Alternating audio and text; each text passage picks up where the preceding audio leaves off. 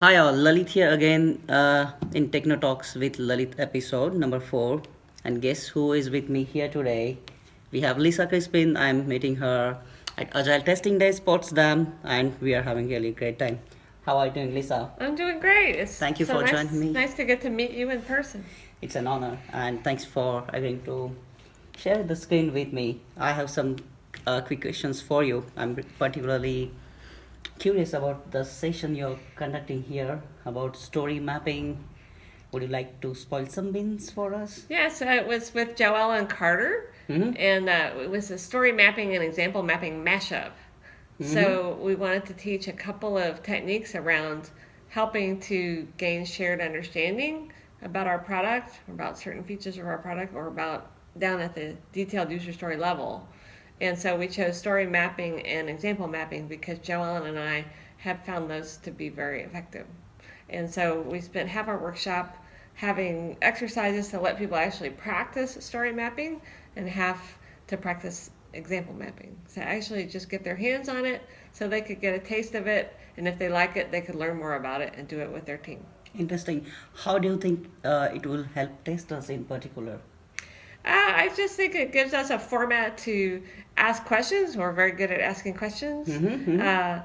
And use our curiosity to ask the other stakeholders, the other members of the delivery team, what their feeling is about how should this feature behave, or what would a user do with this product, or what would a user do with this feature, what would they start with, Mm-hmm. what would they do next, what would they do next, what would be the value that that would give to them.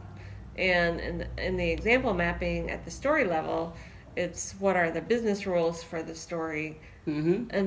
and it's very important to also get examples to illustrate those business rules so we understand them better. So we all know as we're starting a story, the developers, the testers, the analysts, the product owner, everybody involved has some basic shared understanding about that story before we start talking about maybe estimating it and actually starting work on it. Cool. Can we call it as an extension of specification by example in some fun way or some Yeah, visual way? it's a framework to do specification by example, and you might follow it up with even more detailed specification workshops if you wanted Excellent. to. Interesting. I look forward to attend it in person. Some more questions around conference. How are you finding the conference so far? Oh, it's always fabulous. The best thing about Agile Testing Days is the community and meeting people like you, and we get to know each other, and we keep in touch even after the conference, and maybe see each other again, hopefully in the next year. Absolutely. And just making those personal connections, and then having a great learning opportunity. Indeed, indeed. I completely agree with you. I have one question. There was an interesting keynote yesterday around no estimates. Mm-hmm. As an agile expert and one of the most experienced person in agile field, what is your opinion about no estimates? I actually like the idea. It's something I would love to experiment with Mm-hmm. because my experience is the most important thing is to get the stories around the same size. And if every story is about the same size and takes about the same amount of time and effort to do, then we can have a more predictable velocity and it can help our business plan. Mm-hmm. And the business always wants to know when will it be ready? When will Exactly. it be in production? Mm-hmm. And I think this gives us a good cadence, Mm-hmm. and it helps us manage our workflow. We can limit our work in progress, and we're working on whatever number of stories our work in progress limit is. Those stories are all about the same size. If one story takes twice as long as we thought, it's not a big deal because it was a small story. My team is just now starting an experiment with only using 0 or 1 point for the story. Mm-hmm. 0 means it's not even important enough to write a test for. Mm-hmm. It's just very basic. And 1 is it's just a regular story. We're going to write a test, Mm-hmm. and we're going to focus on just keeping all those stories about the same size. So if we think it's more than a 1, we'll split the story. Cool. One brutally honest question. I have always wanted to ask that question to you as a tester. You have seen Agile evolve, you have traveled with Agile, you have seen Agile grow. In current date, do you think Agile is killing testing? Oh, absolutely. I just think the opposite. I Mm-hmm. think that agile teams are obsessed with testing, and even more so back in the early days of extreme programming, they were obsessed more with unit testing and functional testing. Mm-hmm. And I think over the years they've realized there are a whole lot of types of testing. As we Mm-hmm. know, Mm-hmm. we need to test security, performance, reliability, usability. There are just all kinds of things we need to test. And they've realized that things like exploratory testing are incredibly valuable, and we do need people on the team that Mm-hmm. have skills at all these different types of testing. And so I found that it's really expanded the role of testing, and sometimes it means there aren't necessarily more testers on the team, but more people do testing. I spend a lot of my time helping the other people on our delivery team learn the kinds of skills that I have, because everybody knows how important they are, and we need to make sure all these different types of testing get done. Cool. One more question on community side. When some new idea, which is still in developing stage, comes in market and people start talking about it, sometimes some misinterpretations are also getting popular. For example, DevOps, some organizations and some people prefer to read it and implement it as dev no test ops. Ah, As a community shaper, what do you think we can do or people can do so that any new idea that is emerging, there is a shared understanding of it and it is not turning as a boomerang? yeah. No, that's a good question. I find that helping to educate people, helping them learn, is really important. Mm-hmm. And so, um, one of the things I've done is maybe, one of the patterns that Linda Rising and Mary Lynn Manns use in their book, More Fearless Patterns, More Fearless Change, is do food. So we might have a lunchtime workshop. We're providing lunch. And would anyone like to come and learn, try out this new technique? We don't know much about it. Mm-hmm. So let's try it out and see how we like it. One idea I've already gotten at this conference is, if we're trying to learn a new technique or a new practice, do it in something that's not directly our job or our work. Apply it to something else, like we do here in a workshop. We Mm-hmm. just say, Mm-hmm. oh, let's pretend we're going to develop the conference website. Okay. And so do Mm-hmm. it for something else, and so it's not so personal, and you're practicing, you're trying something out, you're learning.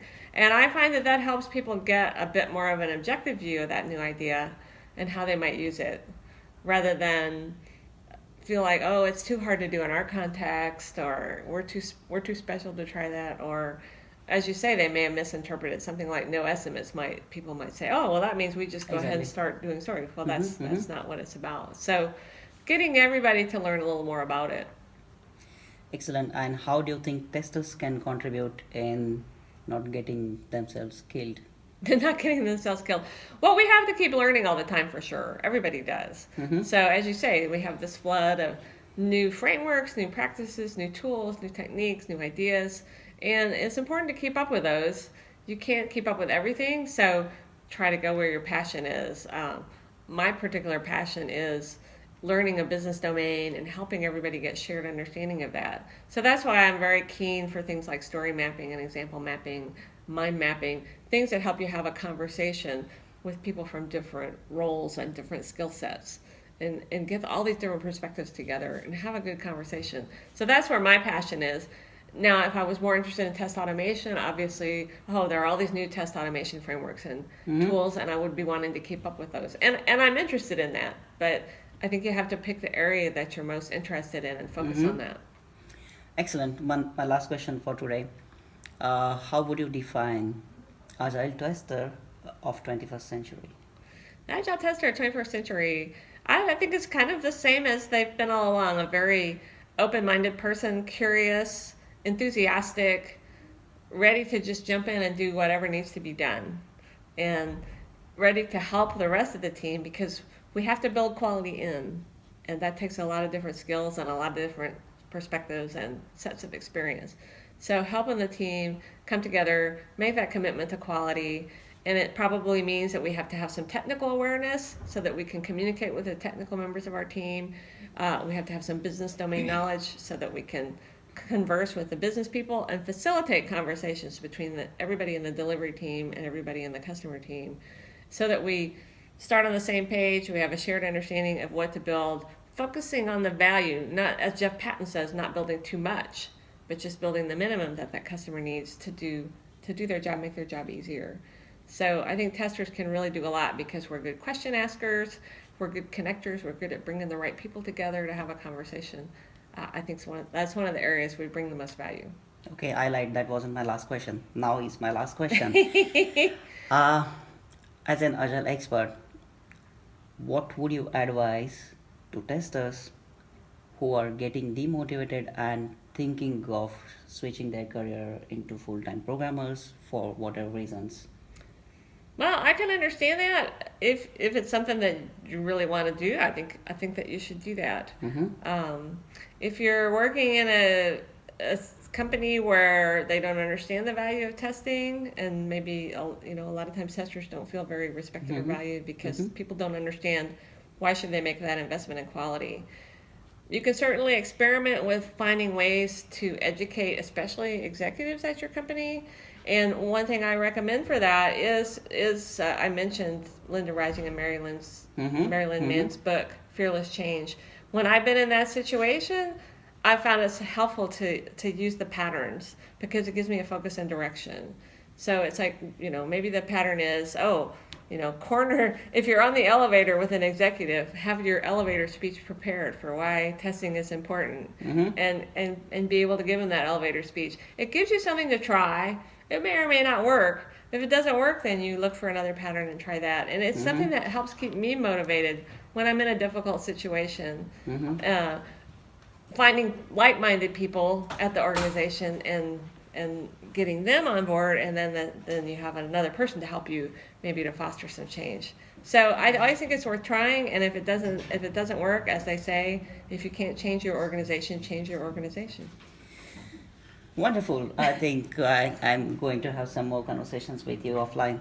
Thank you so much for your time, and see you around. Okay, thank you. Thank you all. Keep watching some more awesome stuff coming ahead. Bye.